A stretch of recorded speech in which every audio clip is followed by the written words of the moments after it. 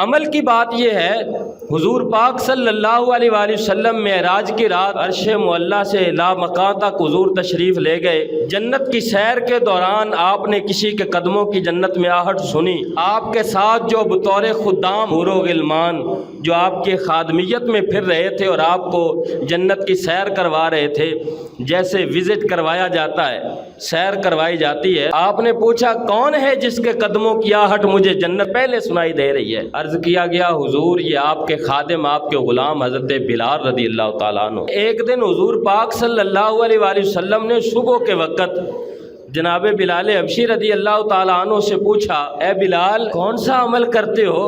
مجھ سے بھی پہلے جنت میں ہو، مجھ سے بھی پہلے تمہارے قدموں کی آہٹ جنت میں ہے، کون سا عمل کرتے ہو؟ جناب بلال نے ہاتھ باندھے، عاجزی میں عرض کرتے ہیں حضور اس خادم کی کیا مجال کہ آپ سے پہلے جائے، آپ کا غلام بن کے تو کوئی جا سکتا ہے، آپ سے پہلے یہ شرف کون پا سکتا ہے؟ حضور نے فرمایا بلال پھر کوئی عمل تو ہے نا، تیرے قدموں کی آہٹ مجھے جنت سے سنائی دیتی ہے۔ عرض کرنے لگے حضور اور کچھ نہیں جانتا، بس ایک عادت اللہ نے مجھے عطا فرمائی ہے، جب بھی بے وضو ہو جاتا ہوں تو فوراً وضو کر لیتا ہوں، اور جب بھی وضو کرتا ہوں تو فوراً تحیۃ الوضو کے 2 نفل پڑھ لیتا ہوں۔ یہ عمل اللہ کی بارگاہ میں اتنا مقبول ہے، ہمیشہ با وضو رہنا، اور یہ بھی یاد رکھ لو ہمیشہ با وضو رہنا۔ یہ جو نماز ہے نا، یہ نماز کے صدقے میں یہ صفت بھی بندے کو عطا ہوتی ہے۔ جس شخص نے 5 وقت باجماعت نماز پڑھنی ہو وہ اکثر اوقات با وضو رہتا ہے نا۔ ظاہر ہے جس نے فجر کے وقت وضو کیا ہے کوئی چند گھنٹے تو وضو رہے گا، پھر ظہر کے وقت وضو کیا ہے چند گھنٹے رہے گا، پھر عصر کا وقت ہو جائے گا۔ بعض نمازیں قریب قریب ہیں، نمازی حضرات ایک وضو سے 2 نمازیں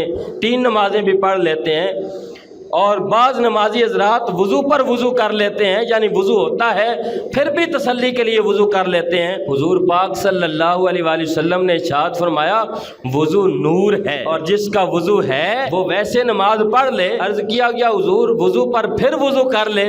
حضور نے فرمایا نور علی نور ہو گیا، نور کے اوپر پھر نور ہو گیا۔ یہ با وضو رہنا آج کل کے دور میں، زمانے میں، معاشرے میں اس وقت بندے کی جتنی پریشانیاں اور مشکلات ہیں، با وضو رہنے سے بندے کی ساری مشکلات حل ہو سکتی۔ یہ ایک صفت اتنی عظیم ہے، با وضو رہنے والے بندے کے رزق میں کبھی کمی نہیں ہوتی، رزق میں بے برکتی نہیں ہوتی، با وضو رہنے والے بندے کو بیماریاں نہیں گھیرتی، با وضو رہنے والے بندے کے قریب مشکلات نہیں آتی۔ ہم دور ہیں ان چیزوں سے، نہ ہم نماز کے قریب آتے ہیں اور نہ 2 رکعت تحیۃ الوضو کے نفل پڑھنے سے اور با وضو رہنے سے یہ فضیلت جناب بلال حبشی رضی اللہ تعالیٰ عنہ کے حصہ میں آئیں۔